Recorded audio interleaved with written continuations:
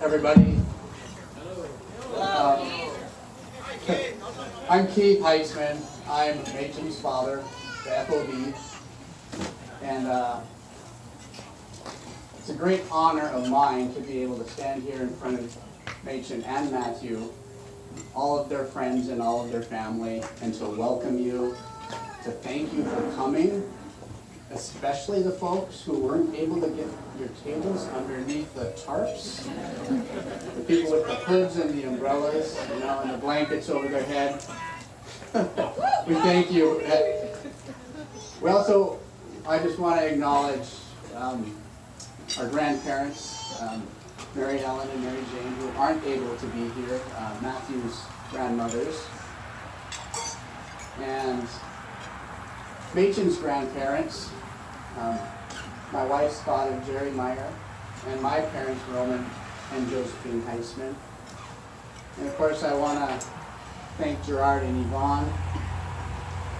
And Yvonne came to me probably a year ago and asked me if I'm working on my Father of the Bride speech. And she checked in every couple months to make sure this was on track.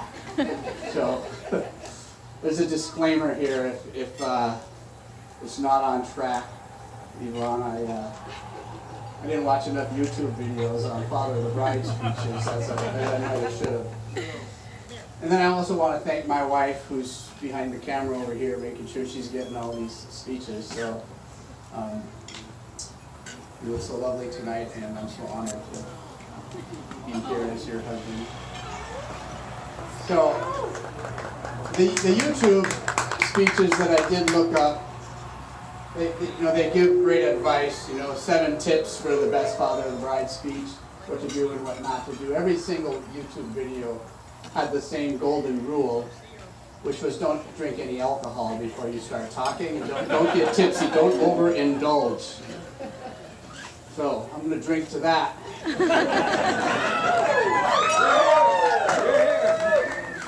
So Machen told me to keep this short, and I've got notes, Machen. We do have some people who traveled far. Some folks from Germany. Nico. Nico was with us for a year, and is Machen's brother. And we have folks as far away from Minnesota, where I'm from, so my family flying out here. We appreciate all you traveling. A couple friends from Iowa. And as everybody knows, the Mississippi River starts up in northern Minnesota and flows south, because Iowa's right below it, and Iowa sucks. So, we got people here from California. A lot of folks travel far. We got folks from Nevada, from Oregon, Idaho. Of course, we got a lot of folks from the other side of the mountains. The Western Washington, the WW. We got the folks from Walla Walla. A lot of folks here from Walla Walla who thank you all for coming. We know it's a sacrifice for some folks to get here, and more of a sacrifice for others. So we appreciate everybody's effort. Yeah. So I want to talk first about Matthew. Matthew first came into our life. I learned about Matthew from my wife because she's known as one of the best Facebook stalkers around. She found out that Machen might be taking a liking to this guy, and you can learn a lot from somebody on Facebook. And Tammy was already picking out Matthew, telling me, oh, this one's going to last. I can tell he's a committer, and she's a keeper. And Tammy could see that Matthew was a family man. She could see his commitment, his loyalty to his family, his community, and he knew that he was going to be lasting. And so that's how that all started. And then I got a call, and I was happy to be prepared for that call, because I've got 8 steps to no regrets interviewing your daughter's date. So some of those dates I was able to meet with in person. This one was a phone call. So I had to really be on my game with the phone call. But that's the kind of a man Matthew is, and he's very respectful. And so he just called before they started dating, and we had a conversation, and he asked for my permission to date Machen. And it just shows the kind of honorable and respectful man that Matthew is. I started to learn about Matthew. I learned that he was a student in finance at Wazoo. And I thought, oh, this is good. I need a guy in my life who's good at finance, because I'm not. And I subsequently learned that Matthew was a big fan of Dave Ramsey, who's a Christian financial advisor. And everybody knows Dave Ramsey's got a radio show and a TV show. One of his lines is rice and beans, beans and rice. Because if you're in debt, that's what you eat. He also had another line that when people ask him, how are you doing? And he'll say, better than I deserve. I believe that is about grace, that we get what we don't deserve sometimes, which is God's grace. And sometimes we deserve to get something else, but we're getting that grace. And so sometimes we're doing better than we deserve. And Matthew, I feel that way about my wife when I got her, that she's better than I deserve. And tonight I hope you're feeling you're getting better than you deserve too, buddy. Because you're getting my daughter, and she is like an angel to me. Tonight, when I first saw her, and she's standing up on the steps and her train is down around her, and she's beautiful in her dress. And I know there's no sunshine today, but the lights were shining on her and she looked like an angel. And that's what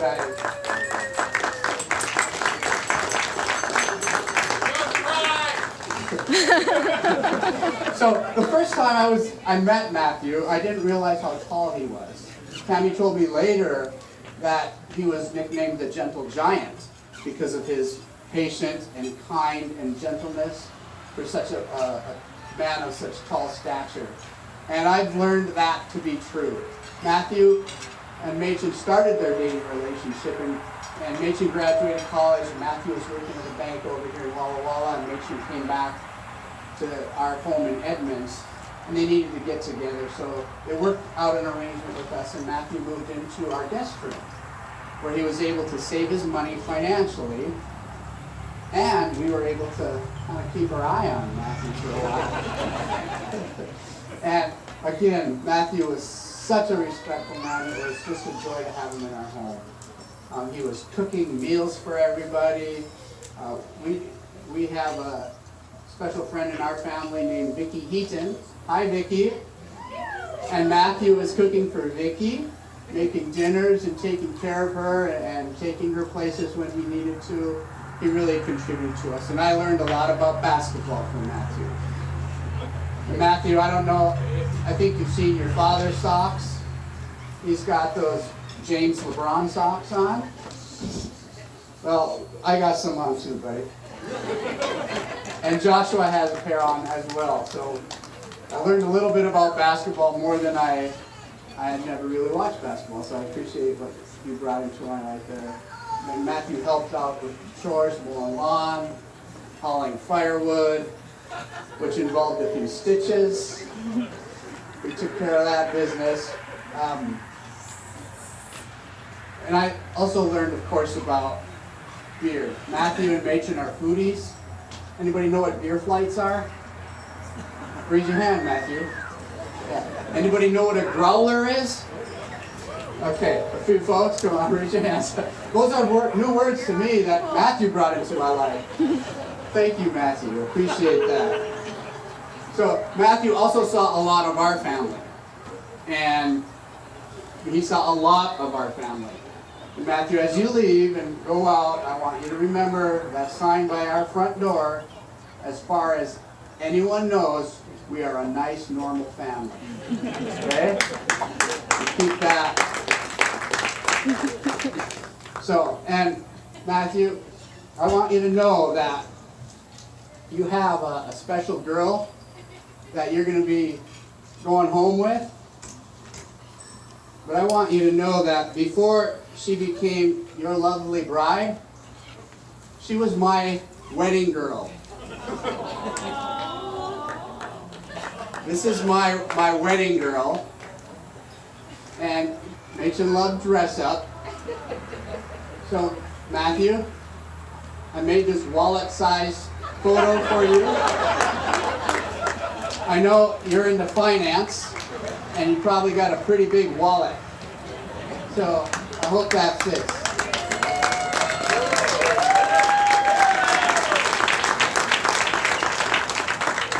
So, I want to say a few words about someone else, my daughter, Machen, the angel, the one in my life who, after 27 and a half hours of labor, came out. And the doctor said, "It's a girl." And my wife had the whole duration of the pregnancy believed it was a boy. And she said, "It's a girl." And the doctor said, "Tammy, they're all born boys. The penises just fall off the smart ones." So we got a smart one.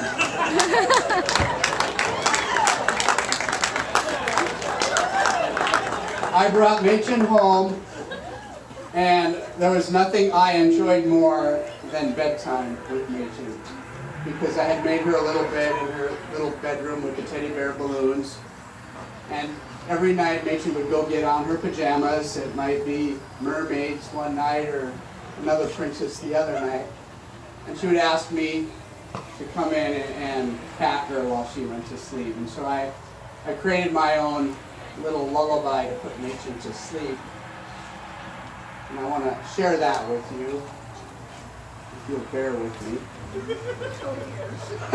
Yeah, would you hear my family say, "You can't even sing happy birthday." Little one that I adore, nothing more could I ask for, as I hold you in my arms and I sing to you my charms. You are delicate and small, oh, but one day you'll grow tall. Jesus sent you from above, and he sent you down with love. And I am so happy that he sent you down to me. There you go. She usually wasn't asleep by then, but sometimes if I wrapped her up tightly enough, she might have been. Also want to mention Machen and one of her first friends. Actually, I think I have another picture here. I don't know if you recognize this one. This was my little 3-year-old here, and Matthew, I gotta say that at 3 years of age, there was some competition that could have taken you out of the game. Because Machen's first friend is actually here tonight. Hudsie, where are you? Over there, there's Hudsie. Hudsie had given Machen a ring out of a gumball machine when she was 3 years old. You remember this one? Yeah, she kind of dressed like that. No, you don't remember that? Well, and his brother Townsend is over there saying, "Yeah, Hudsie." Well, let me tell you, Townsend, you might not know this, but Machen, when Tammy was watching you and Hudson, she would change your diapers. Well, you know how Machen is. She wants to take care of the business. So Machen might be over there changing your diaper, which she was. Tammy's got it written down in her journal that Machen was changing Townsend's diapers. This little one right here, who I adore. But Machen went on, and she took her taking care of business kind of an attitude into her education. So her background is in business management and information technology. Is that what it's called? Something else. Close like that. So she's very business oriented, but that started at a young age as well. Because our neighbor owns a business services business, and Machen now works for our neighbor. She's kind of, our neighbor's retiring and Machen's taking over that business. They first got their start when Cindy asked Machen to pick up rocks in their yard. And she said, I'd pay you a quarter for a bucket of rocks. You bring me a bucket of rocks, I'll give you a quarter.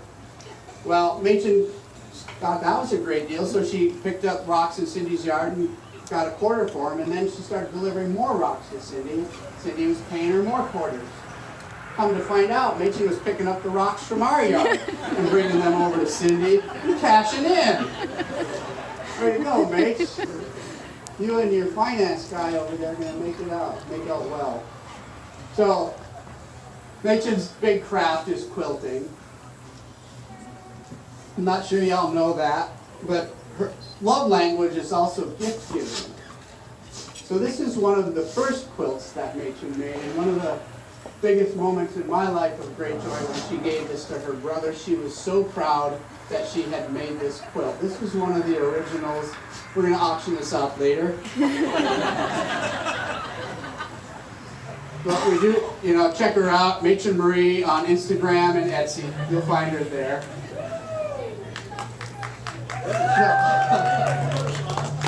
I'm almost done, Machen. I'm almost done. Almost. So, stories of my life from Machen's elementary school. I hope you guys are staying dry and keeping yourself warm. Machen has a whole story in here about what love is. Okay, and I'm proud to say love is numbered like 1, 2, 3, 4, and 5. Love is number 1. That was me, Dad. She says, I see love in my dad. Okay, Mom happened to be number 2. I don't know if she flipped a coin or what happened there.